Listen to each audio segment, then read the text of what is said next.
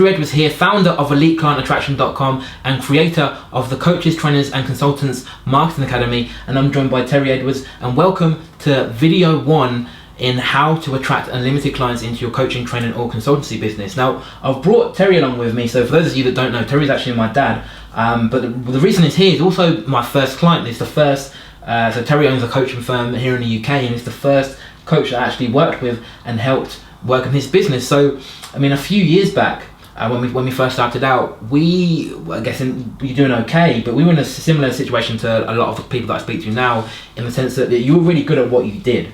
You were able to get great results for your clients. The biggest problem that we had was generating leads and actually bringing new clients into the business. So we would work long, hard hours, invest thousands into marketing and business, and never really saw any traction, was getting very little or no results. And eventually it got to the point where we couldn't actually afford to spend any money on marketing because it was becoming too much of a risk. And of course, if you're not investing in marketing, then you've got no chance of generating any leads. So our problems just got worse from there.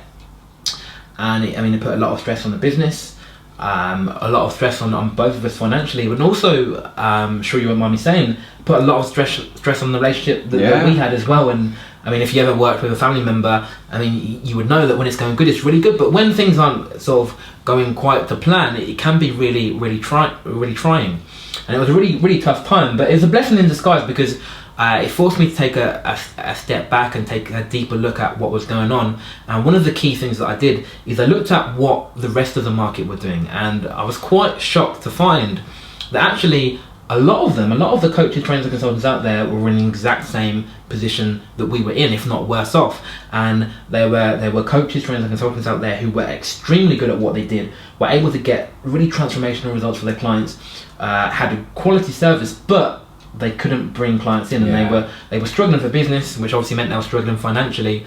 And a lot of the people that I spoke to were feeling sort of really insecure. I think one guy actually used the term that he felt like a bit like a fraud because he was a business coach, and here he was telling people how to grow their business, and in his own business, in his own life, things weren't going quite so planned. So he felt like this big feeling like a fraud.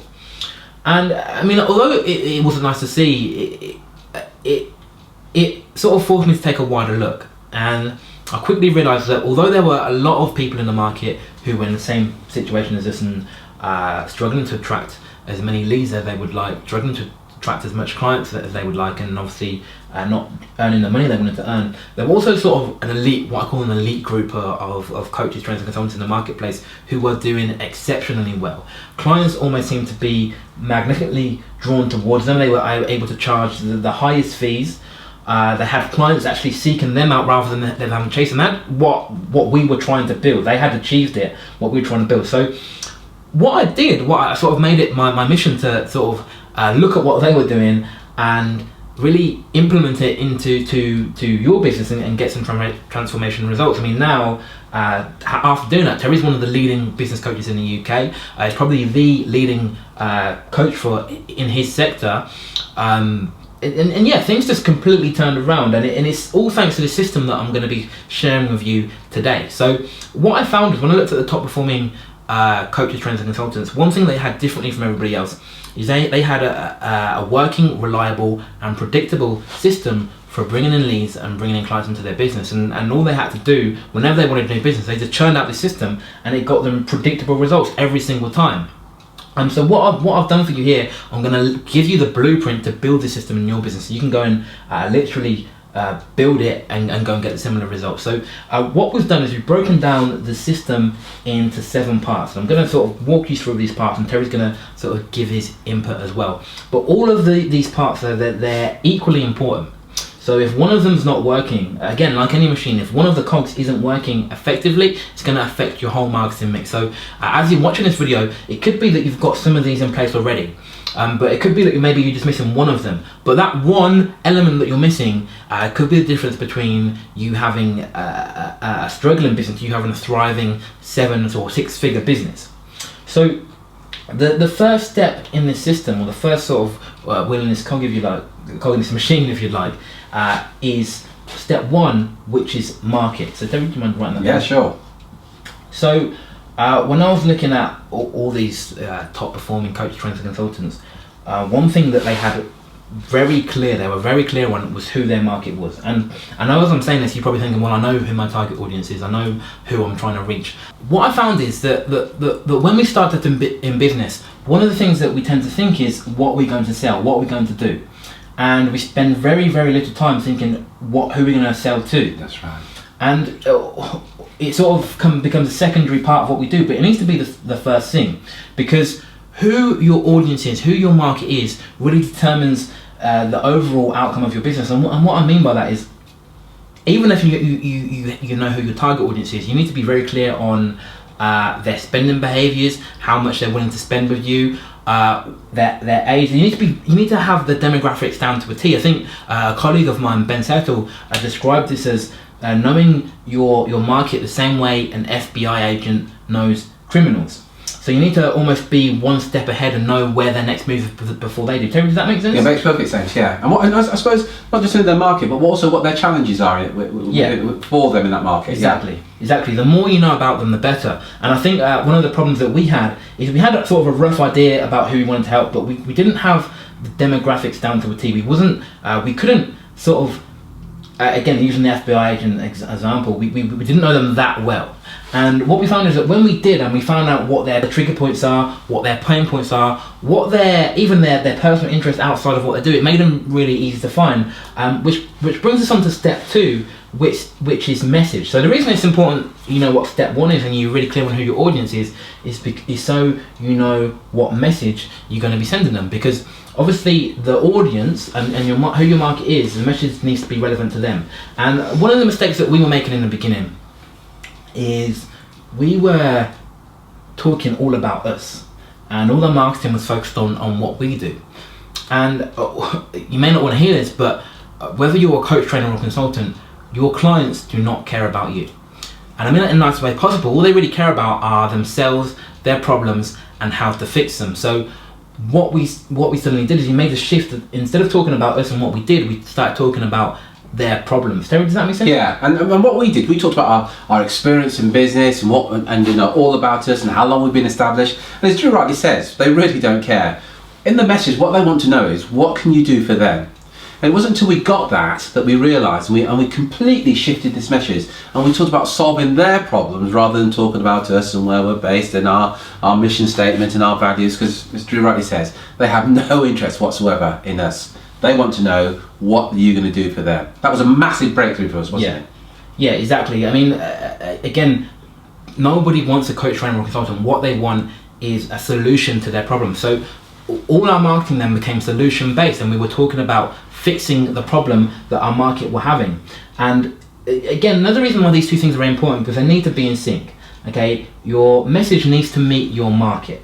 I mean, again, I think you used the example once, selling pork sausages to vegetarians. You could have if you get the market and the message wrong, they're really not gonna be interested in what you do, which is why it's so important to know who your market is. Terry, before we move on to number 3, is there anything you want to add on those? Yeah, I suppose it'd be worth, at this point, just giving an example of what we did. So our market, initially, we classed ourselves as business coaches, and we said that we coach small business owners. And then we tell them all about us and tell them show them videos of our office and our mission statement and how long I've been in business, that sort of thing. And we dramatically changed that. So a very niche market. So we now target, or rather I now target the owners and directors of independently owned recruitment businesses. And our message is helping them solve their problem. And for most recruiters and search firms and agencies, it's about underperforming consultants. It's about lack of leads in the business. Yeah. So we having done some research, we knew what their challenges were, and all our message to that market is about solving their problem. And that's where we got the big breakthrough. Because then guys will come back saying, oh, you can solve this problem for us. Rather than, yeah, we're great business coaches and we know what we're doing. Because we found that we got no response to that. But when we talked about solving their problem in our message, a massive shift in the response that we got from the market. No, exactly. So I mean, one of the questions that you want to be asking yourself is once you know who your market are, think about what are their problems. What problems do they want solving? What's the biggest challenge that they have right now in their life or in their business? And then think about how can you sort of communicate to them in that basis. And when you think about what their problem is, think about what is the solution they're looking for and what will that give them. So again, in Terry's business, he works with business owners who are recruitment business owners.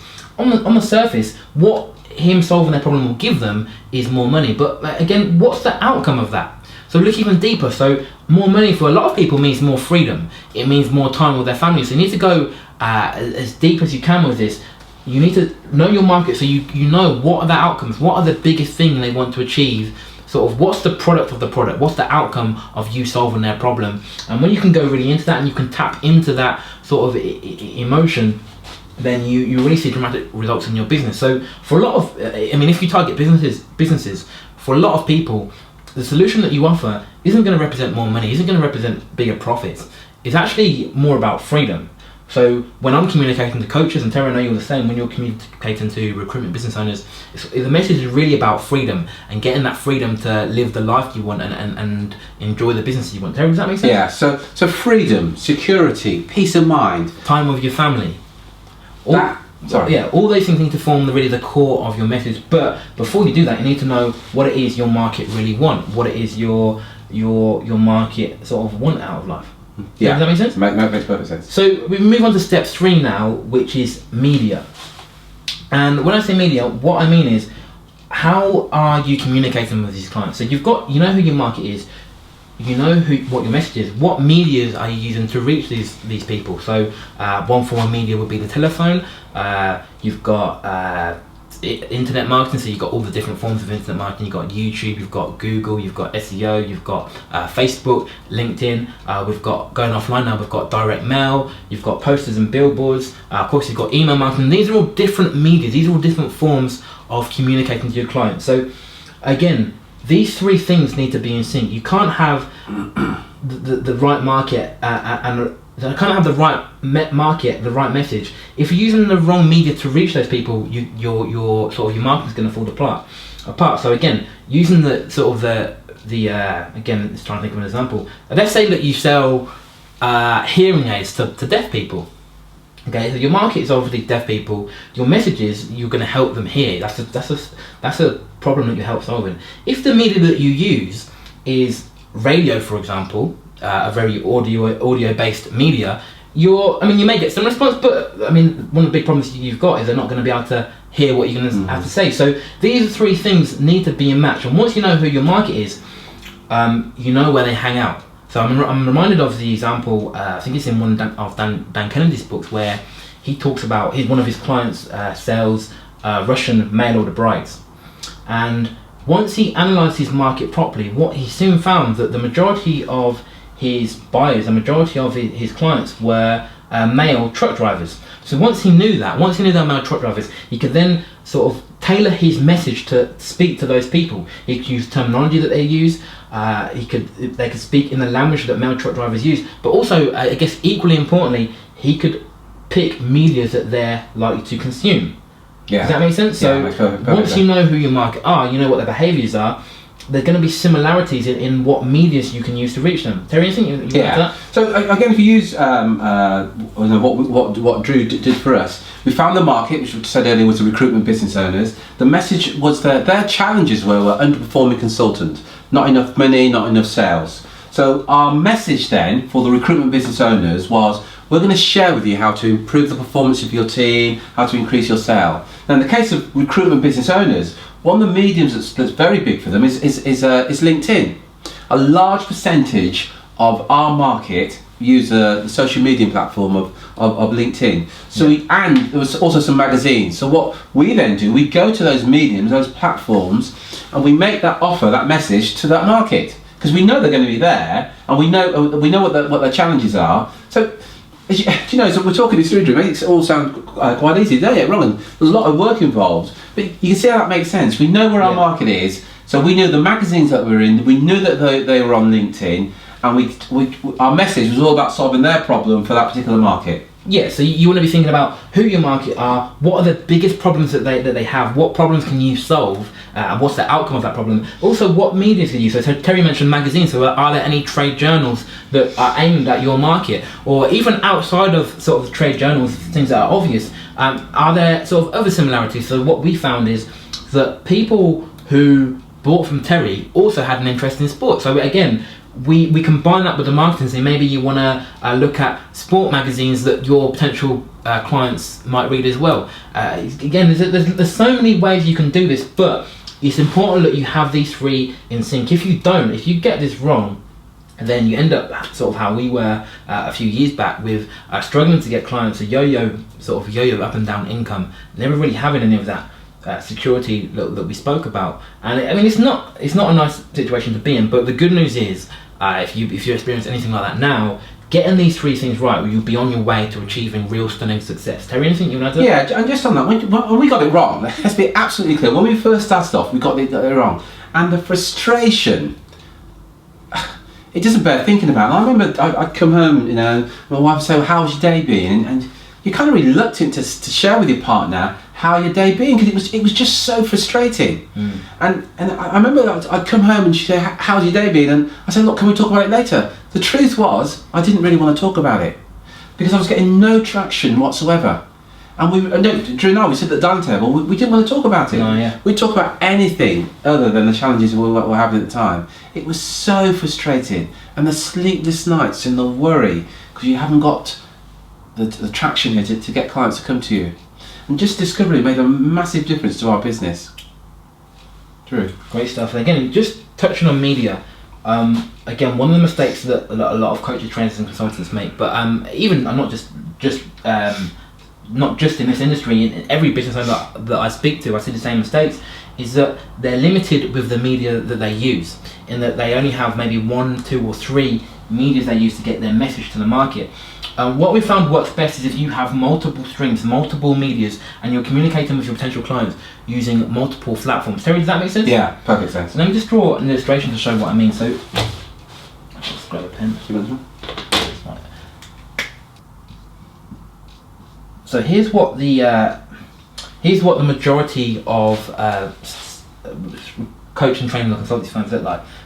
Their profits are sitting on maybe 1, 2 or 3 routes to market at the most. And what happens is, if for any reason, and again, excuse my writing, I'm not an artist, so the picture might be a bit fuzzy, but if anything happens to one of those platforms, so again, we experienced it. One of the ways when we first started that we grew the business, one of the medias that we used was cold calling, and we would get on the phone, ring people and basically trying to get them into an appointment so we could sell to them. And what we found is over the years that started becoming less and less effective. Yeah. So all of a sudden, because that route to market become less and less effective, it's affecting our profits as well. So what can happen is, if you've only got 1 or 2 routes to market, when these routes to market sort of fade away, your business is at risk and your profits come tumbling down with it. Ideally, what you want is you want several routes to market. So instead of sort of looking like that and your profits hanging on one column, you've got what we call the Parthenon effect,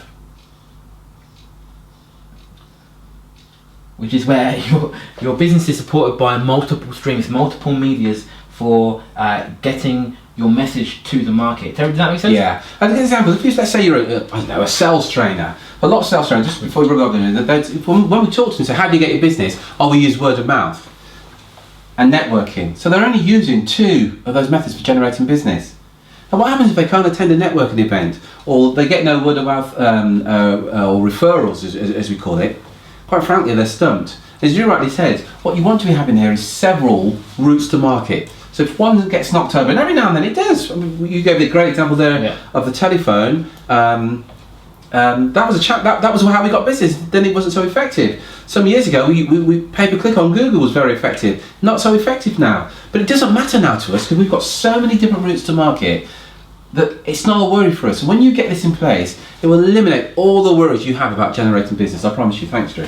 Great stuff. So that really brings us on to step 4, which is what we call the irresistible offer. So one of the mistakes that we were making when we were first starting out is we were trying to sort of get our message to the market using the media that we were using, and we're trying to get people to buy them straight away. My colleagues in the marketing world use sort of the dating analogy, and it's the equivalent of sort of walking into a bar, meeting someone of the opposite sex and asking them to go to bed with you. And the problem with that is there's too much of a commitment, and sure, you're bound to get some people that may say yes, but the majority of people are going to say no, which is why you get that sort of constant rejection. So one of the shifts that we made is we did what we call an irresistible offer. And again, it's something that we got from, it's not, by the way, none of this is what we've invented, it's what we've sort of emulated from the top performing coaches, trainers and consultants out there. And what the irresistible offer is, I mean, in a sense, it says, hey, I know you've got this problem, but I also know you don't know me yet, so I'm not going to ask you to buy from me. What I'm going to do is I'm going to give you this for free, which is going to be one small step in you solving your problem, in the hope that we can begin an existing and ongoing relationship. And it's about making a shift from what we call interruption marketing to permission marketing. So before we got the system, all we were doing is what we call interruption marketing, where you're literally bombarding your clients. So here's something for you to think about. Think about a day in the life of one of your prospects. So every day, and this goes for all of us, we are being literally bombarded by marketing messages from all angles. So you've got, from the moment you wake up, you've got perhaps the post that comes through your door, and there's direct mail trying to sell to you. You get the morning paper, there's print ads in the paper. You get in your car and drive to work, there's radio commercials, there's billboards and posters that you drive past, you get into your office, there's dozens of emails you'll receive, perhaps you even get a few cold calls throughout the day as well. You go home, you've got the television commercials, there's literally marketing everywhere. You almost can't get away from it anymore. And what's happened is we are now becoming numb to it, and the brain is now switching off to the ones we're not interested in. So, I mean, if you think back to the last time you were watching your favourite television show, it's very unlikely you're able to sort of vividly remember the commercial that you saw during the commercial break. And you may remember, but that's because you happen to be interested in what they were selling. But if you weren't interested, you completely sort of, you switch off. You probably, maybe you leave the room if you're anything like me, use that time to go and make a snack. But we're ignoring these marketing messages. And what that means is that the same thing is happening. So when you're using the media to get your message out there, the same thing is happening. So what we want to do is we want to make the shift from interruption marketing to permission marketing as quickly as we can, which is when you only market to people who have a need and interest in what you do. So perhaps this has even happened to you before. If you think back to the last time you went in the market to buy a new car, and all of a sudden you start seeing more of that make or model about on the road, or when you're in the market to buy a new house, you see more properties for sale. Or I had a client recently who used the analogy of when she was expecting a baby, she started noticing more pregnant women. These things were there all the time, but your brain is now switched on to them. Your brain is now on the lookout for that solution, which is what basically permission marketing does. So interruption marketing is where you're marketing to sort of the market as a whole, you market to everybody. What we're trying to do is we're trying to narrow this market down from the whole market to people who are just interested in what we do, and we do that with an irresistible offer by giving them something for free. So in Terry's business, he uses what he calls an ebook, and what he basically says is, look, if you're a recruitment business owner and you want to know how to improve the performance of your consultants, get this free ebook or this free report that helps you do it. Again, if you're watching this video, there's a good chance that this is a form of irresistible offer. We're giving you information free in the hope of building a relationship with you. So, Terry, does that make sense? Makes perfect sense. And it's estimated that as humans, we are bombarded, I think it's like 3,000 ads that we will see in a day. From the moment we wake up, not necessarily see or hear, within the day. So Drew gave the examples, the print ad, the billboards, the TV commercials, the TV ads rather, the radio ads. It's about 3,000. And what you're doing normally, and what we were doing, we were adding to that. So we were, hey, well, let's make this 3001. We're now going to cold call you and tell you how fantastic we are. And most of the time, people told us to go away in the nicest possible way.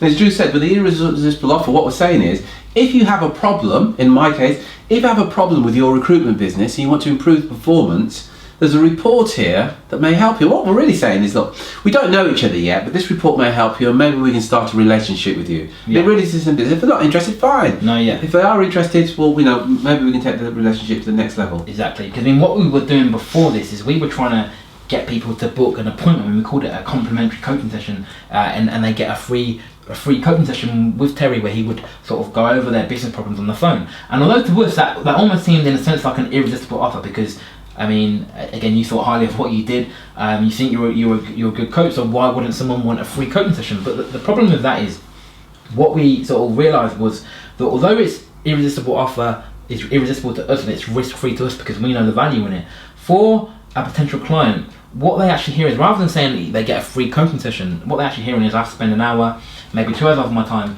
speaking to this guy who I don't really know that well, who's going to ask me all sorts of personal questions about my business, who probably won't be able to help me anyway because I've got no idea of this guy's expertise. And at the end of it, they're going to want to sell to me as well, because anyone sort of with a brain knows that that's the purpose of doing these sort of initial meetings or these free consultations, or whatever you want to call it. People are tuned in. People know that's what it's about. And there's not a problem with that, but when you do that method, you get a lot of rejection. You get a lot of people saying no, not because they necessarily don't have a need for what you do, but because they don't want to go through the pain or their perceived pain of having that initial meeting. So what we're doing here is we're giving something that's irresistible, that allows them to take get a snippet into what we do, get a snippet into solving their problem without any risk on their part. Terry, does that make sense? Yeah, that's very well put. Great stuff. So that brings us on to point number 5. Which is lead capture, and really these two things go hand in hand. Well, this whole system goes hand in hand, but these two more than anything. So once we've got the irresistible offer, we need a way to capture the details of those who are interested. Okay, if someone's interested in getting a free report or the free ebook or the free video or the free webinar, whatever it is, we need to know who they are so we can separate them from the masses. So we've got the market as a whole. We want to get very clear on which of these people in our market are interested in what we do, and that's where the lead capture comes in. So you've probably seen this happen before. So if it's online, this will be where you see someone offer a free report or a free video in exchange for your name and email address. They're capturing your details using what we call a web form. It could involve you going to a networking event and just taking someone's a business card, saying, look, I've got this free report, let me take your business card, I'll send you a copy. It could be you writing their name down on a clipboard at some sort of trade show or something like that. There's lots of ways you can do this, but you do want to be getting the details of people who are interested in what you do, so you can then focus your efforts on targeting just those people. Terry, does that make sense? Yeah, I mean, you do very well, Drew, with the book that you wrote, where you say to people, look, I've got a free paperback book here that you can have. Simply give us your details. This book is about solving the challenges you have as a coach, trainer, consultant may have. Simply give us your details and we'll send you the book. So yeah, it's a great example there. Exactly, and what you know is that anyone that requests that information, even though you're giving it away for free, anyone that requests that information is interested in what you do. So again, just to sort of iterate here, if you imagine this circle is your market as a whole, that's everybody in your business universe, if you like. At this point in time, we're trying to sort of find what we call the now buy. So this area here, they're the ones who are actually interested in what you do right now. That's not saying that these people won't become interested at some point, but these are the ones that are interested in right now. The mistake that we were making when we first started out is we were trying to reach all of these people all of the time, which was very time consuming, very expensive. You imagine that these are thousands of people trying to reach with, if we imagine a direct mail campaign, the cost of doing a direct mail campaign to all these people compared to doing it just to that small group is significant. So we want to sort of very quickly get the small group of people who are interested in what we do right now, so we can focus all of our efforts, all of our marketing efforts on those people. Terry, does that make sense? Makes perfect sense, yeah. And let's go back to what you were saying before. Our media was a telephone, so we were trying to call all these people. Now with this irresistible and lead capture, that's who we need to be in touch with. That's small, because we know that what we call they've raised their hand and indicate that they have an interest in what we're offering. Great stuff. So that really brings us on to step 6, which is a follow-up. So once we've gone through this process, just to sort of recap, you've got number 1, which is knowing who your market are. Number 2 is your message. Number 3 is media. Number 4 is the irresistible offer. You've got number 5, which is lead capture. Once we've captured the details, once we've got the names, once we've got these people who are actually interested in what we do, the next thing you want to be looking at is follow-up and following up with those people.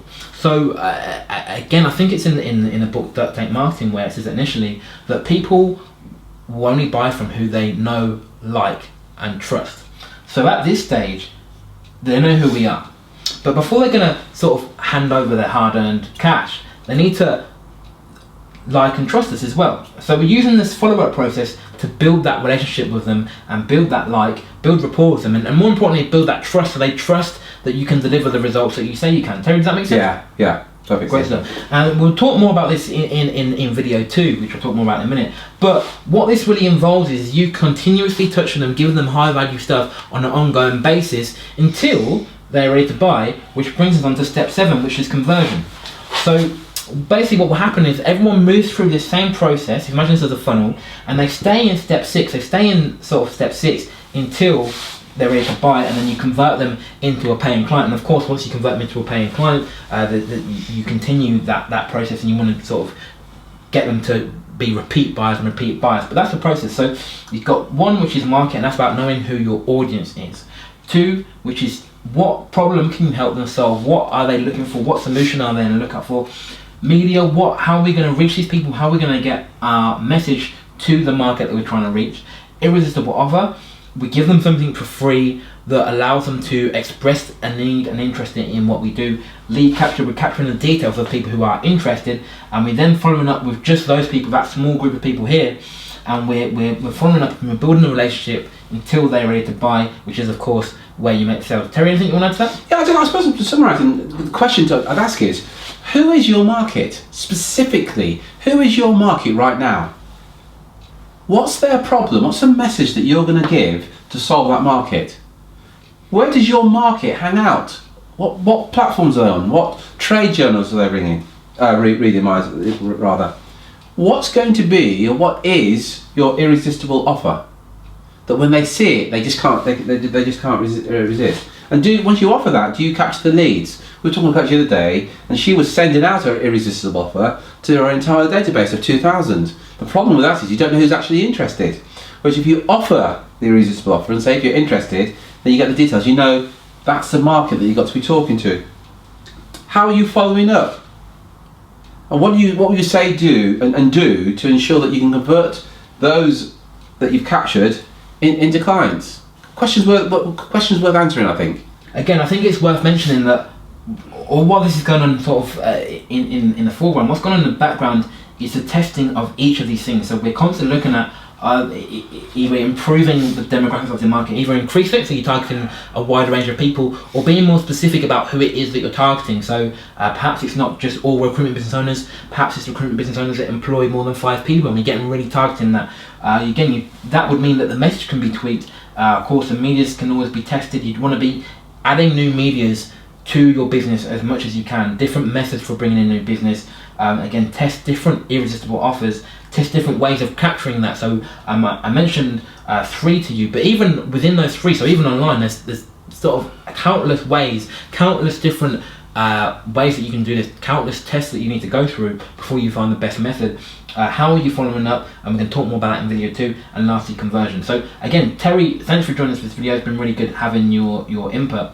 Thank you very much for asking me along, Drew. It's been a real pleasure. Thank you very much indeed. Thank you. And in video 2, which I'm going to release to you in just a few days, we're going to be looking at internet marketing. So we're going to be looking at how you apply this 7-step system to your online marketing. So if you've got a website at the moment, or you're thinking about building one, how do you make sure that the website you build, 1, gets your ideal clients to visit it, 2, how do you convert them into leads, and then 3, once you get the lead, how do you make the sale? What do you need to do and say on your website to make the sale, and what could you potentially be doing right now that's actually putting them off from ever buying from you? So that's coming in video 2, that's coming in just a few days. If you have any questions or feedback on this video, please leave your comments below, and I will do my best to answer them as quickly as I can. I will speak with you again very, very soon. Until then, take care, take action, and be relentless.